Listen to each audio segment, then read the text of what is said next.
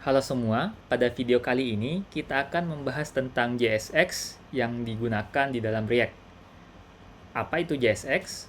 JSX merupakan sintaks markup yang dipakai React yang memungkinkan kita untuk menulis kode mirip HTML di dalam file JavaScript. Jadi di sini saya udah menginisiasi project menggunakan Vite dengan nama 04 React JSX Basic, yang mana di dalamnya kodenya masih fresh. Di dalamnya ada folder src, kemudian dalam src ada file app.jsx, yang mana di dalamnya ada function app yang mereturn HTML. Nah, normalnya awal project itu seperti ini, dan kode HTML yang teman-teman lihat di sini merupakan JSX. Jadi kode HTML yang ditulis di dalam file JavaScript.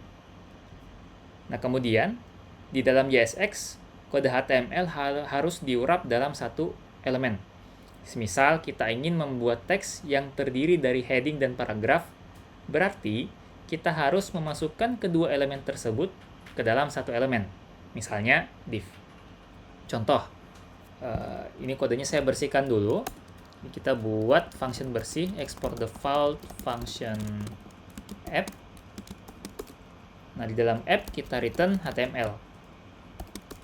Misal yang kita return tuh H1, ini adalah daftar buah-buahan. Kita coba save dan kita coba jalankan project ini gitu, dengan menggunakan npm run dev. Nah, kalau kita buka URL yang diberikan oleh Vite kepada kita di dalam browser, nah kita bisa lihat kode yang kita ketik di dalam file tadi akan muncul di browser. Seperti itu. Nah, tapi kalau misal nih, saya mau nambahin satu paragraf di bawah satu. Misal isinya berikut daftar lengkapnya.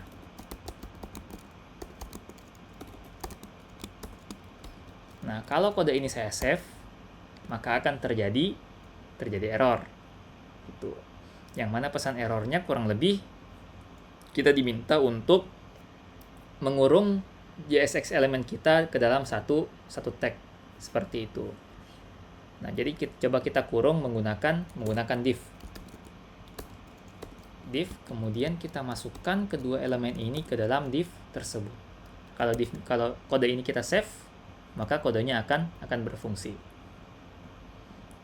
Nah, kemudian kalau kita mengikuti pesan error dari React berikut, teman-teman bisa melihat ada text did you want a JSX fragment. Nah, jadi sebenarnya React juga menyediakan JSX khusus untuk mengurung suatu elemen.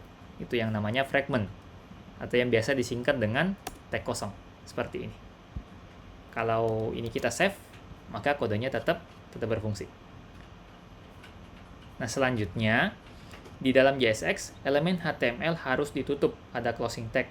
Contohnya input, yang mana input ini kalau di HTML biasa tidak perlu menggunakan backslash. Nah, contoh selain input, ada juga IMG.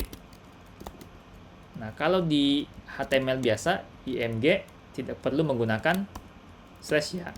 Nah, tapi kalau di React, karena React pakai JSX wajib menggunakan penutup. Entah itu ditutup oleh tag lain seperti H1 berikut, atau dia menutup dirinya sendiri, yang mana biasa kita sebut dengan self-closing tag.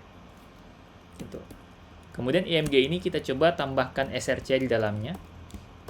Dan coba kita cari gambar buah-buahan. Misal saya nyari kata fruits di dalam Google, kita coba copy salah satu gambar yang tersedia di sini. Kita open image in new tab, dan kita copy linknya. Linknya kita paste ke src berikut. Kalau ini kita save, mungkin saya scroll ke bawah, dan kita buka React kita lagi. Nah, maka hasilnya akan tampil di dalam browser kita. Seperti itu. Nah, selain itu, property class pada tag HTML diubah menjadi class name pada JSX. Jadi misal kita mau membuat suatu kelas di dalam P misalnya, kelas seperti ini, di dalam JSX kita harus nambahin kata name setelah kelasnya agar kelas tersebut berfungsi. Misal kalau kita tambahkan kelas name test di sini, kemudian kita coba inspect elemen. Nah, di dalam P tadi kelas name-nya diubah menjadi kata kelas. Nah, itu beberapa aturan untuk menggunakan JSX di dalam React. Nah, selanjutnya ada apa lagi? Selanjutnya kita akan membahas tentang curly brace atau kurung kurawal. Nah, kurung kurawal di dalam JSX bisa digunakan sebagai print text ya. Itu jadi misal teman-teman ingin memprint sebuah variabel atau mengevaluasi sebuah ekspresi di dalam JavaScript, kita bisa menggunakan kurung kurawal. Misal, title dari buah-buahan ini saya pindahkan ke sebuah variabel di dalam function app.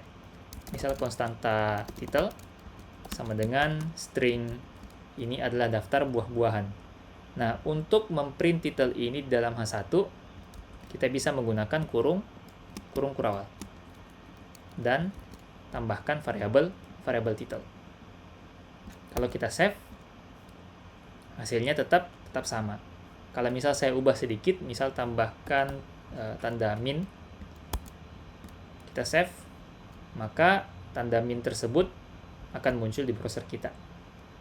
Nah, selain untuk memunculkan variabel, bisa juga kita gunakan misal untuk mengevaluasi ekspresi JavaScript. Jadi misal kita tambahkan kurung kurawal, kemudian 1 tambah 1, maka di browser nanti hasilnya muncul 2. Seperti itu. Kemudian apa lagi? Nah, selain untuk memprint variabel atau evaluasi JavaScript, kita juga bisa gunakan kurung kurawal ini di dalam atribut seperti itu. Jadi misal source dari Emacs berikut terlalu panjang untuk ditaruh di JSX, misal membuat agak kurang rapih, kita bisa pindahin ke atas. Misal konstanta img src sama dengan string. Nah, variabel img src ini kita bisa masukkan ke dalam src dari Emacs. Caranya seperti apa?